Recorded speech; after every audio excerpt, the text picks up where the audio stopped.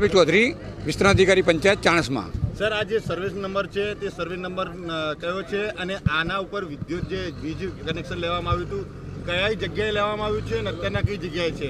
આ survey number 166 number છે, જેની 3 હેક્ટર 0829 ચોરસ મીટર જમીન ગૌચરની હતી અને એની બાજુમાં જ આ વ્યક્તિ દબાણદારનું પોતાની મિલકત હતી. એમાં 500 ચોરસ મીટર એને કરાયેલું હતું.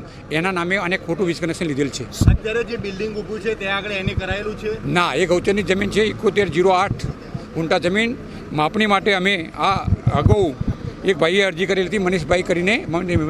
એ બાબતે 4/11/2025ના રોજ ગ્રામ પંચાયતે માપણી માટે ફી ભરેલી હતી અને 10/11/2025ના રોજ આ સ્તરની માપણી થયેલી હતી અને આજે સવારે 20 તારીખે આ જગ્યાની માપણી સીટ મળી અને હદ દિશા નક્કી કરી દબાણ દૂર કરવાની કાર્યવાહી ચાલુ કરવામાં આવી. કેટલા વર્ષથી આ વીજ કંપની દ્વારા વીજ જોડાણ આપવામાં આવ્યું? વીજ કંપનીનું તો એ સાહેબ વીજ કંપની વાળા જવાબ આપીએ કે પરંતુ આ દબાણ લગભગ 1 વર્ષ ઉપરનું છે અને જ્યારે ગ્રામ પંચાયતને દબાણ ધ્યાને આવ્યું ત્યારથી છેલ્લા 7-8 મહિનાથી આ દબાણ દૂર કરવાની કાર્યવાહી ચાલુ હતી. કેટલું દબાણ દૂર કરવામાં આવશે?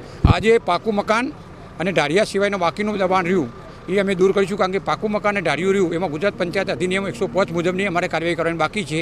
જે અમે કાર્યવાહી ચાલુ કરેલી છે. કાર્યવાહી પૂર્ણ થઈ બાકીનું દબાણ પણ દૂર કરવામાં આવશે. બાકીનું દબાણ દૂર કરવામાં આવશે.